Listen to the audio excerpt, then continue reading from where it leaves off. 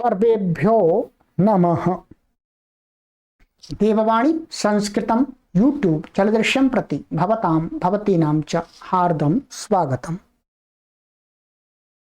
मित्रों, आज हम त्रैमासिक संस्कृत शिक्षण की लाइव कक्षा संख्या 32 में पढ़ेंगे। 32 31 कक्षाओं को मैंने पढ़ा दिया है। सभी कक्षाएं आप प्ले लिस्ट में त्रैमासिक संस्कृत शिक्षा कॉलम पर क्लिक करके क्रमानुसार पढ़िएगा। चलिएगा मित्रों, 3 मास में हम संस्कृत के, आपको आचार्य का अर्थ होता है आपको संस्कृत के जानकार ज्ञाता बनाएंगे। ठीक, आचार्य का अर्थ ये नहीं है कि आचार्य की आपको हम किसी यूनिवर्सिटी की डिग्री देंगे। डिग्री अर्थ नहीं है। आचार्य शब्द का वास्तव में अर्थ पृथक होता है, पर वर्तमान में डिग्री के लिए प्रयोग हो गया है। ठीक है, तो हम डिग्री नहीं बांट रहे हैं। डिग्री हमारे पास में अधिकार नहीं है डिग्री देने का। हम आचार्य बना रहे हैं, अर्थात आपको संस्कृत के ज्ञाता बना रहे हैं। चलिएगा, अधिक जानकारी के लिए आप इस नंबर पर संपर्क कर सकते हैं। आइए, अभी तक मित्रों हमने आपको पिछली कक्षा में कुछ नियम पढ़ाए थे आपको मैंने, और आपको नियम मैंने ये पढ़ाया था 25वां नियम और 26वां नियम, ये 2 नियम पढ़ाए थे मैंने आपको। ठीक है, ईर्ष्या आदि के योग में चतुर्थी होती है और कथय निवेदय उपदेश के साथ में भी चतुर्थी विभक्ति होती है। ठीक है, उदाहरण भी मैंने आपको दिए थे। ठीक है, और आज फिर आपको मैं एक नया नियम पढ़ाऊंगा। ठीक है, नियम पढ़ाने से पहले, और मैंने आपको गत कक्षा में कुछ धातुएं भी लिखाई थी, इनको ध्यान रखिएगा। अपने कॉपी पर एक कुछ पृष्ठों पर अलग लिखिएगा इनको। ठीक है, ये लिखाई थी मैंने। आप 14 धातुएं आपको 5 लकारों में रूप लिखा दिए हैं। ठीक है, और पुल्लिंग के कह शब्द के रूप आपको मैंने कुछ कक्षा पूर्व में आपको याद करा दिए हैं पुल्लिंग के। अभी नपुंसक लिंग के और स्त्रीलिंग के बचे हुए हैं, उनको आज कराएंगे। ठीक है, क्योंकि किम शब्द का बहुत प्रयोग होता है। ठीक, तो ये आपको हो गया है। चलिएगा, ये नपुंसक लिंग के रूप हैं आपके, और ये स्त्रीलिंग के आगे, वो स्त्रीलिंग के दोनों को कराऊंगा मैं। ठीक है, उससे पहले अब आपको मैं कुछ आज शब्दकोश लिखाता हूं। ठीक है, ये शब्दकोश लिखा रहा हूं, इसको आपको ध्यान से लिखना है। इस कक्षा में हम उन्हीं शब्दों को ले रहे हैं, उन्हीं शब्दों का बोध करा रहे हैं जिन शब्दों का हम अपने व्यवहार में अधिक प्रयोग करते हैं। आज के जो शब्द हैं ये पाकशाला माने किचन से संबंधित हैं। जो रसोई घर होता है उससे संबंधित कुछ शब्द हैं। ठीक है, तो आइएगा, लिखना आरंभ कीजिए। पेन उठाइएगा, कॉपी उठाइएगा, नोटबुक उठा लीजिएगा और धैर्यपूर्वक आराम से लिखते जाइएगा। चलिए, शब्दकोशः पाकशाला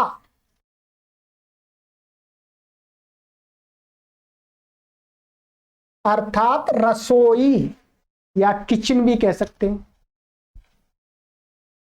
पात्रम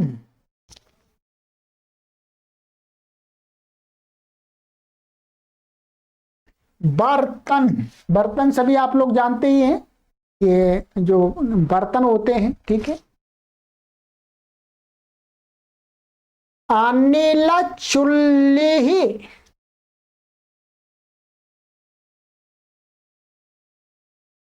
क्या? अनिल चुल्ली, गैस चूल्हा, गैस का चूल्हा होता है वो, उसको बोलते हैं अनिल चुल्ली। तो वर्तमान में तो हर जगह गैस के चूल्हे ही प्रयोग हो रहे हैं। ठीक है, अनिल कोशः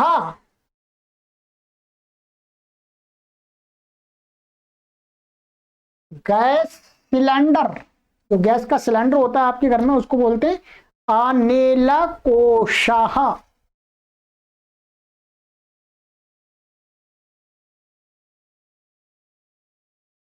आगे है ज्वालनी। ज्वालनी,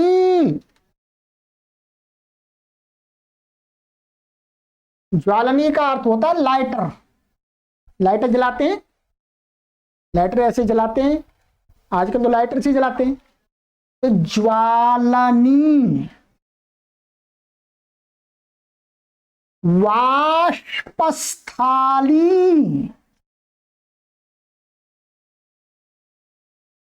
क्या है? वाष्पस्थाली माने कुकर, आजकल कुकर चलता है।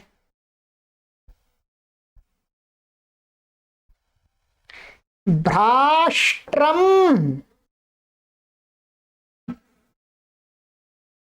माने तवा।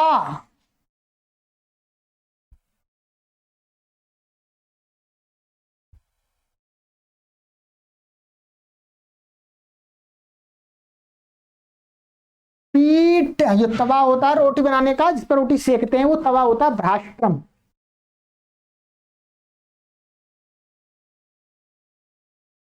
पीठिका,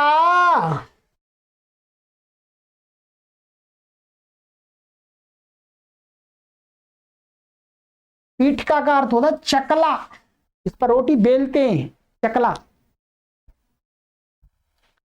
वेलनी,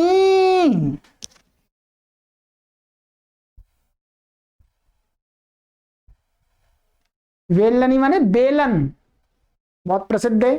ठीक है, चलिएगा। चषकाः, गिलास, गिलास को बोले चषकाः।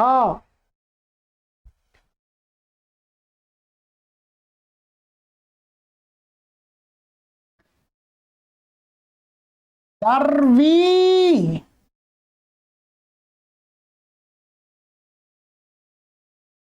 दर्वी का अर्थ होता है चमचा। चमचा जो सब्जी आदि को टालने आदि का निकालने के लिए होता है, चमचा।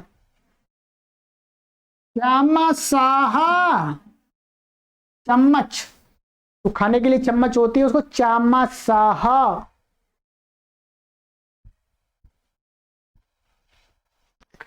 छुरिका,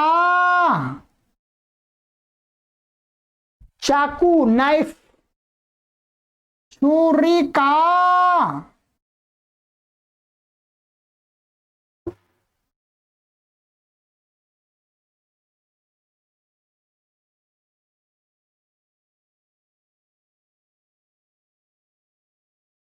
द्रोणी,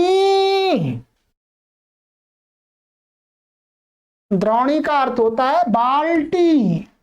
ठीक है, द्रोणी का अर्थ क्या होता है? बाल्टी। थालिका,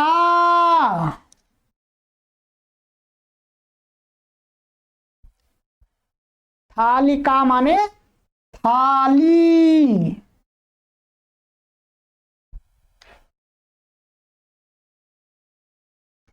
कूपी,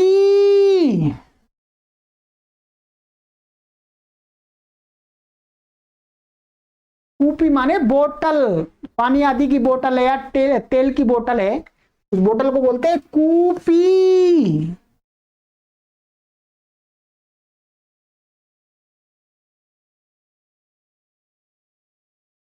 अग्निपेटिका माने माचिस है।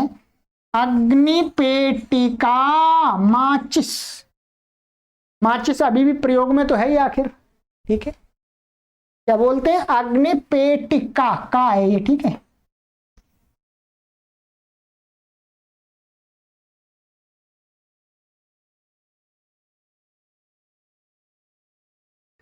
कंसाहा, ये एक तो कंस वो था, भगवान श्री कृष्ण का मामा था, वो कंस नहीं है। कंसाहा माने कटोरी, अथवा कटोरा भी होता है, कटोरा को भी कंसा बोलते हैं। ठीक है, कटोरे होते हैं, वॉल्स होते हैं जो।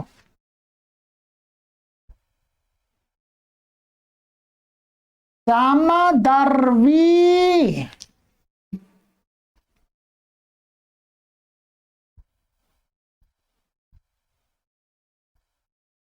समदर्वी।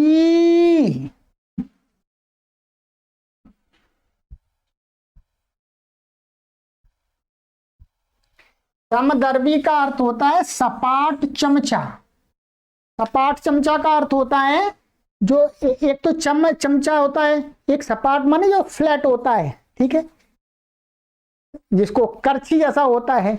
एक करछी छेद वाली होती है, एक में सपाट होती है, तो उसको बोलते हैं समदर्वी। नलिका।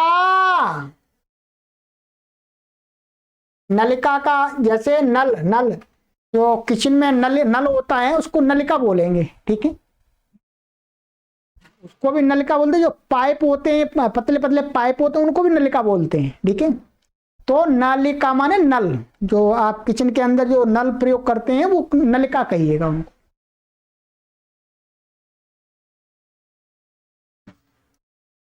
कंडोलाहा।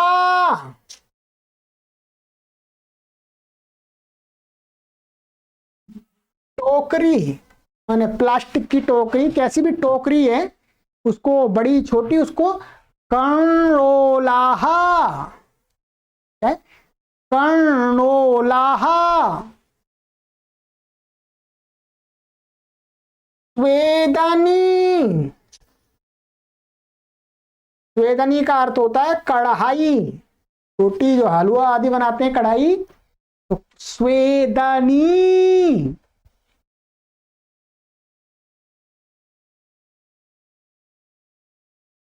शरावाहा, ये ध्यान देंगे। शरावाह, ये वाह है, बा नहीं है, नहीं तो आप कहें शराब। शराब नहीं, शरावाह। शरावाह का अर्थ है प्लेट। जो प्लेट आदि होती है वो प्लेट।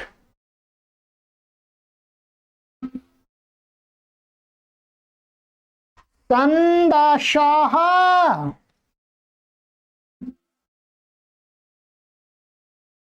संदशाह के दो अर्थ होते हैं। एक जो चिमटा होता है रोटी आदि उठाने का, ऐसे पकड़ के, अथवा एक सड़ासी होती है, सड़ासी, सड़ासी, ठीक है, बोलते हैं, जो कुछ बर्तन आदि को पकड़ के उठा लेती है ऐसे, उन दोनों को संदशाह बोलते हैं, ठीक है।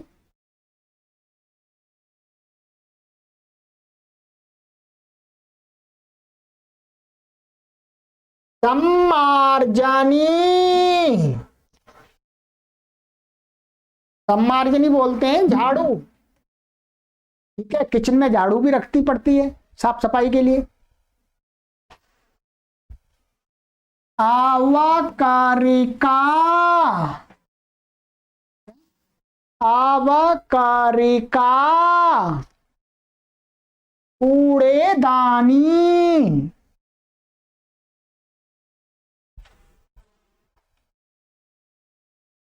रंध्रदर्वी। रंध्रदर्वी का अर्थ होता है कड़छी। तो एक कड़छी ऐसी होती है, इसमें छेद होते हैं, सबके घर में होती है, छेद होते हैं उसमें, ठीक है, तो उसी को उसको बोलते हैं रंध्रदर्वी। मिश्रकम। मिश्रकम का अर्थ होता है मिक्सर। क्या होता है? मिक्सर। मिक्सी जो मिक्सर होता है, ठीक है। शीतकम। शीतकम का अर्थ होता है फ्रीज। सबके घर में ही होती है और प्राय किचन के पास में या किचन के लिए प्रयोग होती है फ्रीज भी, ठीक है, किचन के सामान रखने के लिए, सब्जी है, दूध है, ठीक है। ये मैंने कुछ शब्द, ये सभी शब्द नहीं है किचन के, वो तो बहुत सारे हो जाएंगे, ठीक है। अभी आप सामान्य प्रयोग के लिए इतने शब्दों का स्मरण कीजिएगा और अपने वार्तालाप में, लेखन में प्रयोग कीजिएगा। आपके घर में संस्कृत भाषा पहुंचे, तदर्थ आपको ये उपयोगी शब्द हम सिखा रहे हैं अभी इस कोर्स के अंदर। चलिए, तो ये तो मित्रों आपका शब्दकोश हो गया आज का, ठीक है। अब इसको याद करना है आपको, ठीक है। अब चलते हैं हम, आपको पहले एक नियम पढ़ा देते हैं, ठीक है। चतुर्थी का नियम जो जिसका अब अंत हो जाएगा इस कोर्स में, ठीक है। चतुर्थी के नियम आज हम समाप्त कर देंगे बस। फिर इसके बाद में पंचमी का, षष्ठी का, सप्तमी का 3 नियम और रह जाएंगे, उनको भी आगे की कक्षा में कंप्लीट करेंगे जल्दी से, ठीक है। आइएगा,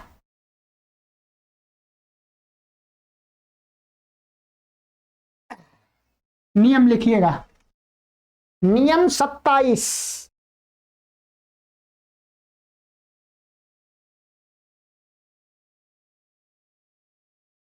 लिखिएगा। के लिए, क्या, के लिए हम बोलते हैं ना अपने वाक्य में, के लिए माने पढ़ने के लिए, खाने के लिए, देखने के लिए, पीने के लिए, सुनने के लिए। तो जो के लिए हिंदी में प्रयोग करते हैं उससे संबंधित वाक्य है, ये नियम है। के लिए अर्थ को बताने के लिए माने के लिए, इस अर्थ को बताने के लिए अर्थम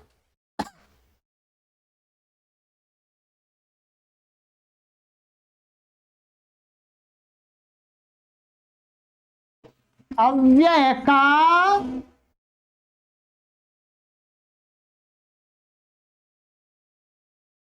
प्रयोग किया जाता है।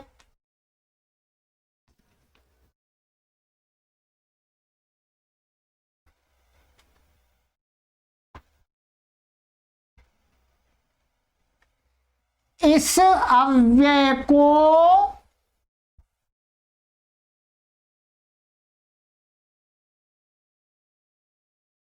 जिसके लिए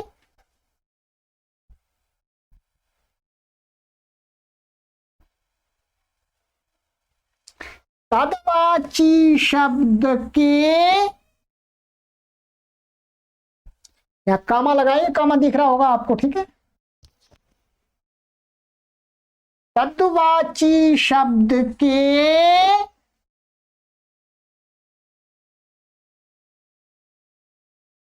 साथ जोड़कर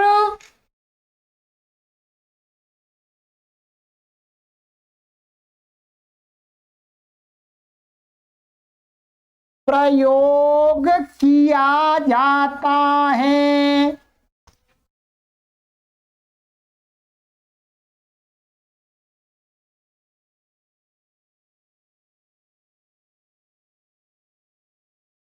अब इस नियम को समझ लीजिएगा, ठीक है। के लिए मैंने बताया, के लिए अर्थ को बताने के लिए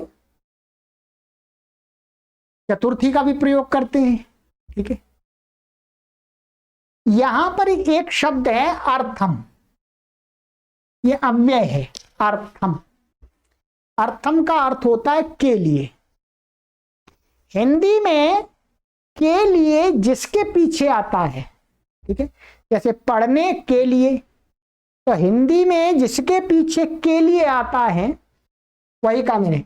इस अव्यय का, इस अव्यय को जिसके लिए माने, जिसके लिए माने जिसके लिए माने जिसके लिए के लिए प्रयोग किया जाता है, तो उसको कहने वाला जो शब्द है, माने के लिए जिसके पीछे आ रहा है उस शब्द को कहने वाला जो शब्द है उसके साथ जोड़कर प्रयोग किया जाता है, माने मिलाकर प्रयोग किया जाता है, अलग नहीं रखा जाता, ठीक है। अलग नहीं रखा जाता। जैसे उदाहरण, उदाहरण आपको मैं यहां पर दिखा रहा हूं, जैसे पठनार्थम, ठीक है। पठन का अर्थ होता है पढ़ना, और अर्थम माने के लिए। हिंदी में बोला पढ़ने के लिए, तो पठन और के लिए अर्थ शब्द जोड़ दिया। और उसमें संस्कृत व्याकरण के नियम के अनुसार जो आगे आपको पढ़ाए जाएंगे इसी में, यहां पर इस अर्थम का आ और पठन का आ दोनों मिलकर के दीर्घ हो जाता है, ठीक है। तो क्या बन जाता है, पठनार्थम। अब इसका रूप नहीं चलेगा, ये ध्यान रखेंगे, इसका रूप नहीं चलेगा, ये ऐसा ही रहेगा, ये क्या है, अव्यय है, तो अर्थम अव्यय है तो इसका रूप नहीं चलेगा। पठनार्थम का अर्थ है पढ़ने के लिए। इतना आपको आराम से समझ में आ गया होगा, क्योंकि हिंदी में भी ऐसे ही प्रयोग करते हैं। आप बोलिएगा दर्शनार्थ प्रयोग करते हैं कि नहीं है? दर्शनार्थ बोलते हैं तो क्या अर्थ होता है? दर्शन के लिए, ऐसे अर्थ होता है।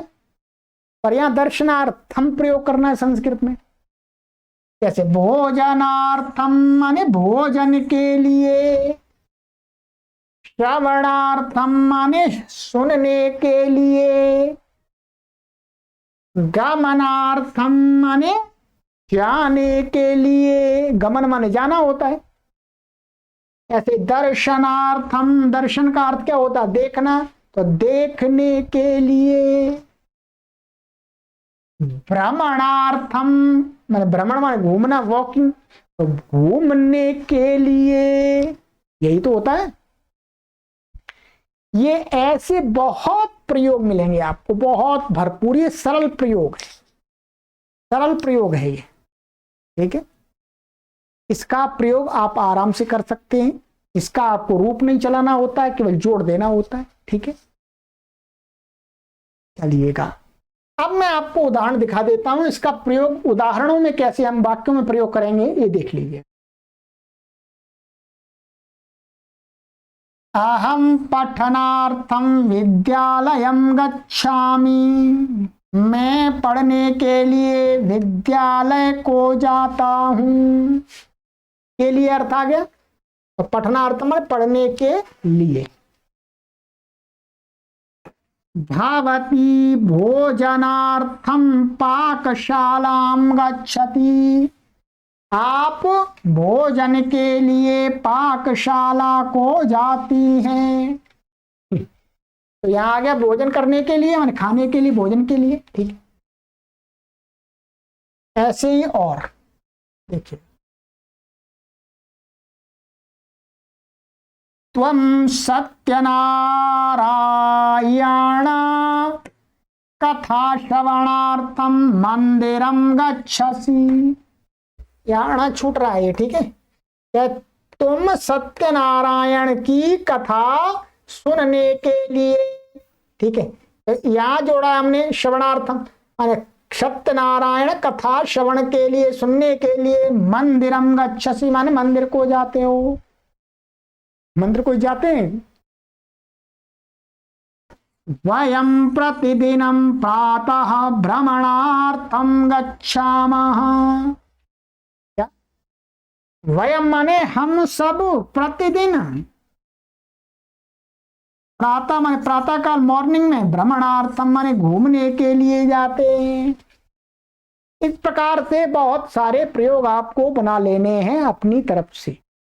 आगे हम भी अभ्यास कराएंगे आपको, और पुस्तकों में संस्कृत के वाक्यों में आपको पढ़ने को मिलेगा, ठीक है। गीता आदि, महाभारत आदि श्लोकों में आपको पढ़ने को मिलेगा इसी प्रकार का, ठीक है। तो वहां आपको जब ऐसा प्रयोग मिले, अर्थम अर्थम पीछे, तो उसका अर्थ आपको क्या करना है? के लिए, ठीक है। इतना तो समझ गए आप। इसका भरपूर प्रयोग होता है, भरपूर।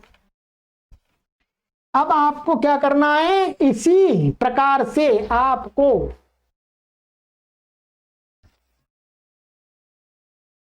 5 वाक्य बनाने हैं, 5 वाक्य बनाने हैं। अधिक वाक्य नहीं दे रहा, आप कुछ भी कर दीजिए, ठीक है। ये तो मैंने बना दिया आपको। अब आपको दूसरे से आराम से बना सकते हैं, ठीक है, ठीक है। जैसे मैं आपको शब्द देता हूं, आप शब्दों के साथ बनाइएगा, ठीक है। एक शब्द है उपवेशनार्थ, उपवेशन शब्द है, इसके साथ आप अर्थम जोड़िएगा, ठीक है। क्या जोड़िएगा? अर्थम। क्या बन जाएगा? उपवेशनार्थम, तो उपवेशनार्थम, ठीक है। ये हो गया एक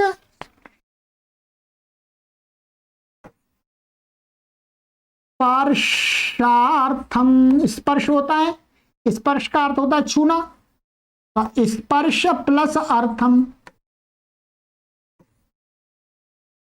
स्पर्शार्थम बन गया।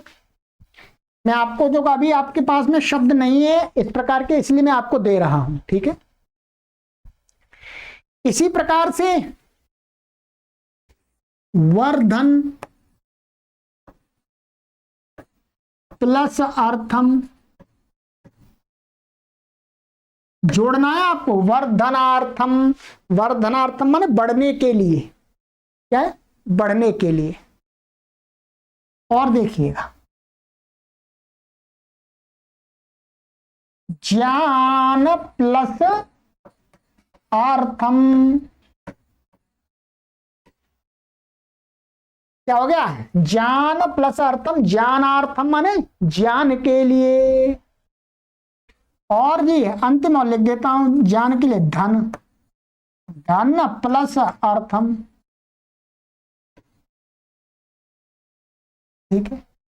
तो धन प्लस अर्थम धनार्थम, ठीक है।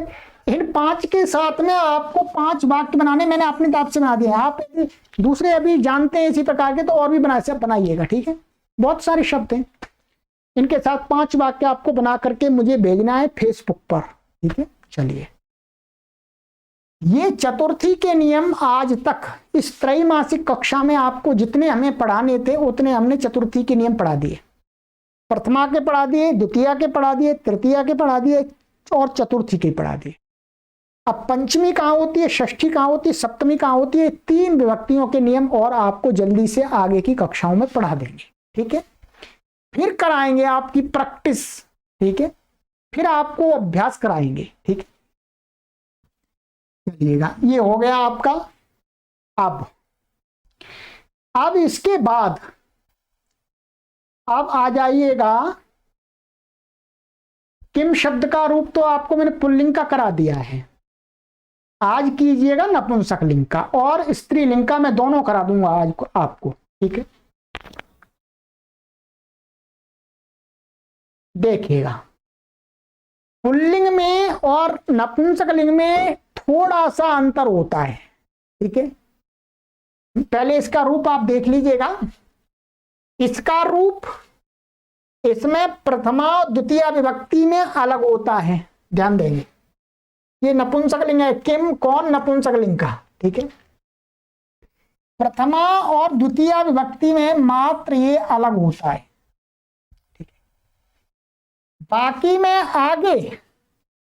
आगे आपका तृतीया से लेकर के सप्तमी तक का जो रूप है वो पुल्लिंग के समान होता है। इसलिए आपको क्या याद करना है, ये याद करना है 2 नपुंसकलिंग में, और कुछ भी याद नहीं करना। मैं अभी भी दिखाऊंगा आपको। देख, तृतीया से लेकर के आप देख लीजिएगा, पहले मेरे साथ भी इसका भी उच्चारण कीजिएगा, तब बाद में आपको बताएंगे, ठीक है। उच्चारण कीजिएगा और पहले लिखिएगा, लिख लीजिएगा किम,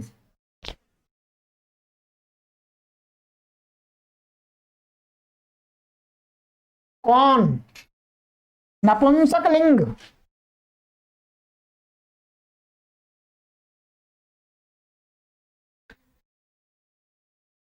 और देखिएगा ये विभक्तियां संख्या डाल लीजिएगा आप। ऐसा प्रथमा द्वितीय की जगह 1 2 3 4 5 6 7 भी लिख सकते हैं, ठीक है। किम के कानि, किम के कानि,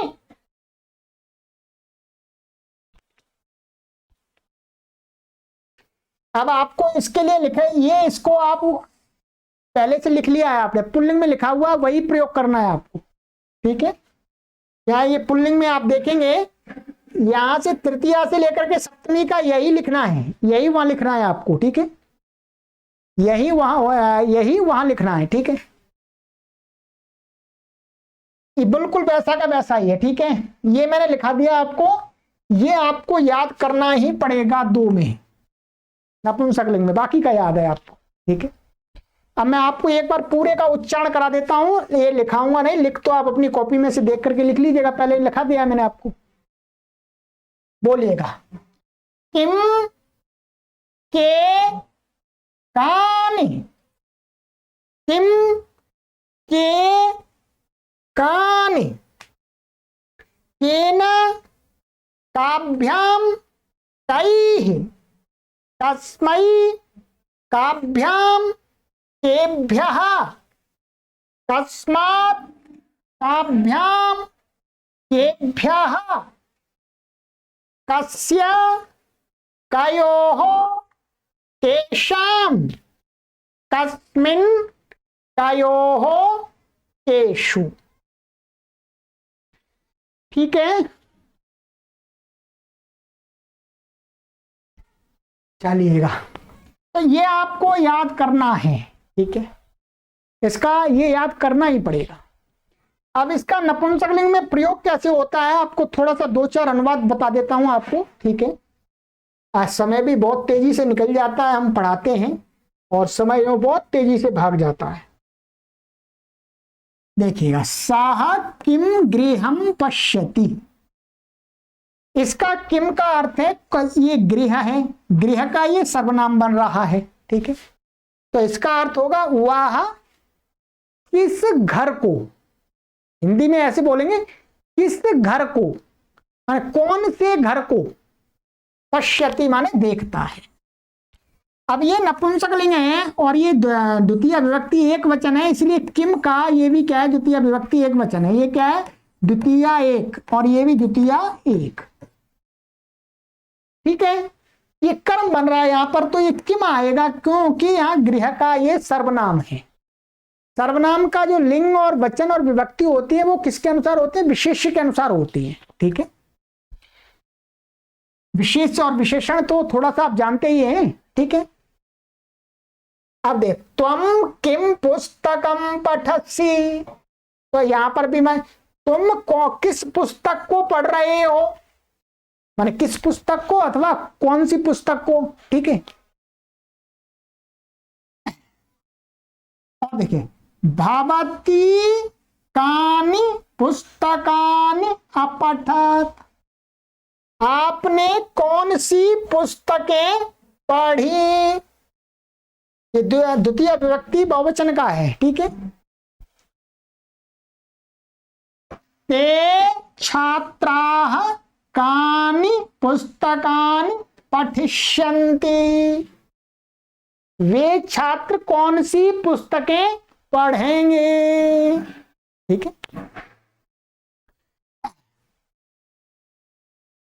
चलिएगा, तो ये मैंने द्वितीय का प्रयोग दिखा दिया। कहीं प्रथमा का भी, प्रथमा का जो प्रयोग है इसमें, ठीक है, जैसे मानिएगा यहां में ऐसे प्रथमा का भी कर सकते हैं, जैसे किम पुस्तकम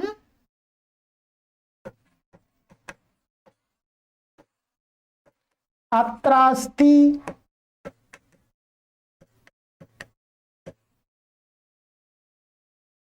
ठीक है, किम पुस्तकम अत्र अस्ति, या प्रश्नवाचक, ये प्रथमा व्यक्ति का एक वचन का है, कौन सी पुस्तक यहां है। ठीक है, इस प्रकार से प्रथमा का भी प्रयोग हो जाएगा। ऐसे ही तृतीया का, चतुर्थी का ये पुल्लिंग के समान ही हो जाएगा, क्योंकि वो नपुंसकलिंग, जो यदि नपुंसकलिंग आ जाएगा वाक्य में तो नपुंसकलिंग लग जाएगा। ठीक है, तो इस प्रकार से आपको ये प्रयोग करना है। अब आपको इसके लिए भी मैं गृह कार्य देता हूं। आपको क्या करना है, मुख्य रूप से आपको इन प्रथमा और द्वितीय के 5 अनुवाद बनाने हैं। 5 बना सकते हैं, 6 शब्द में 5 बना लीजिएगा। ठीक है, 5 बना लीजिएगा। ये आपको अनुवाद बनाने गृह कार्य दे रहा हूं आपको। ठीक है, तो ये आज की कक्षा में मैं स्त्रीलिंग का भी कराना चाह रहा था, पर स्त्रीलिंग का नहीं हो पाएगा, उसके लिए समय चाहिए, तो कक्षा में उतना समय नहीं है।